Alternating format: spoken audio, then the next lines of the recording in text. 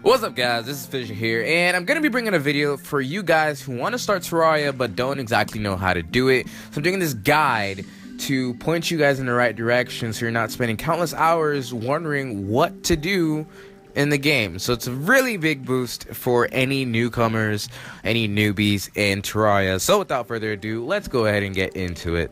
So the first thing you want to do when you start up is gather some wood, and you want to gather as much wood as you can. The reason this is important is because you're going to be doing a lot of crafting with the wood that you need. This goes from armor to your actual house or base to weapons and tools. So make sure you gather as much wood as possible. You're going to do this with the axe that you are given. Use the axe and kind of go around and gather as much wood as possible. After you've collected wood, now we're going to go ahead and get onto our base building.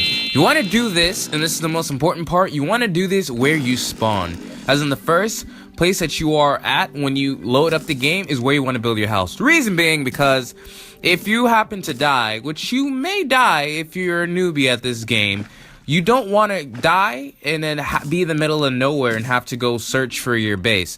This way, when you spawn, you will immediately, pop up in your base. Obviously, later in the game, that you can move the house that you're in or the base, revamp everything because you can actually do some spawn points. But for now, we're gonna do this where we spawn just to make everything a lot easier for us. That being said, the actual base building is not hard at all. We're going to start very basic because we're just starting out. So you don't really need to do it for design at this moment. Just build a long rectangle. The height, just bring it up to as high as you can go. The game will limit your range. So once you kind of max out on your range, stop it there. And then just fill in the ceilings. Next thing you want to do is you want to bust out those walls. This will only be about 3 blocks high, so only as high as the player.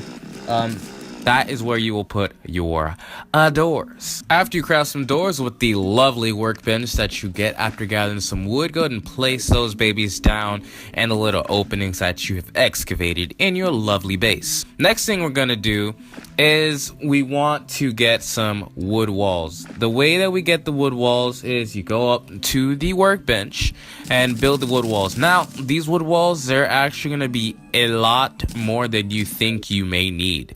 Because, you get a lot and you're like, okay, cool, but no, get a lot more than you think you might need because chances are you're probably going to need all of it.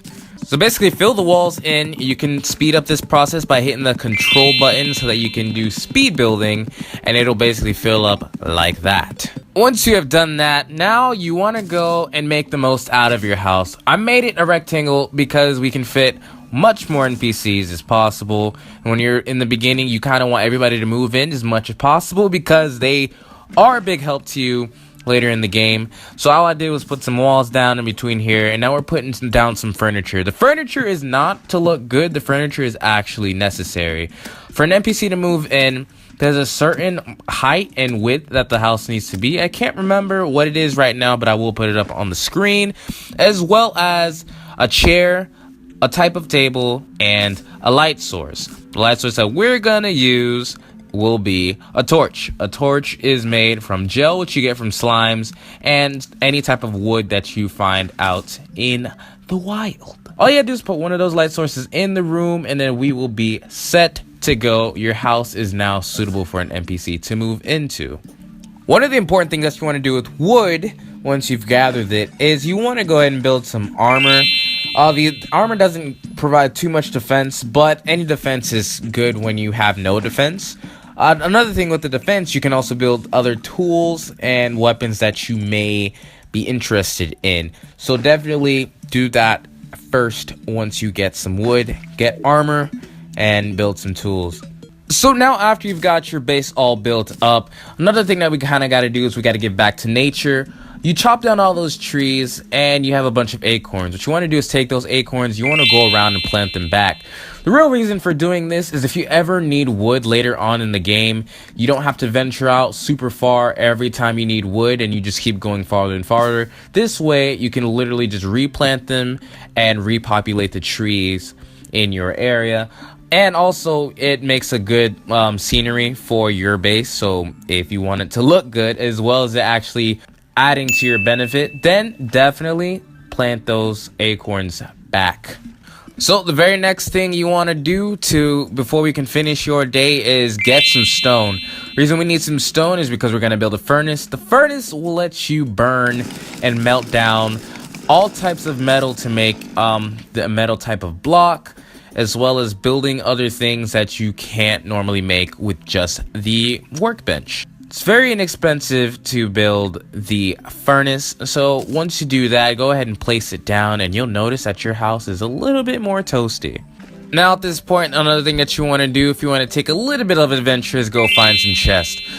These chests can have things that'll really help you out or do the quite opposite, but nonetheless you want to go and look for these chests. Once you've looted the chests of what they have, or if there's anything that you don't want, still get rid of the items in the chest because you want to take the chest right after.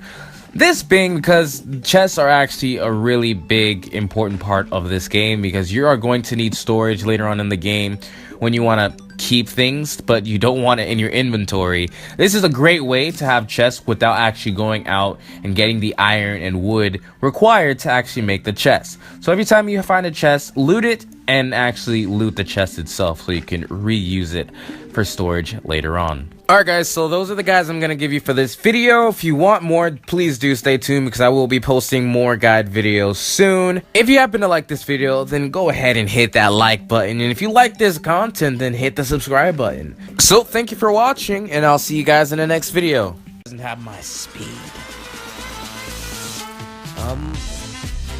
Don't worry, kid. I'll get you to the place safe and sound. Just stay here and don't move for now. I'll just go ahead and wipe out all the enemies nearby with the signature Mega Atomic Laser Attack. I'll even let you try it out later. I'll just wait here then. Alright, buddy.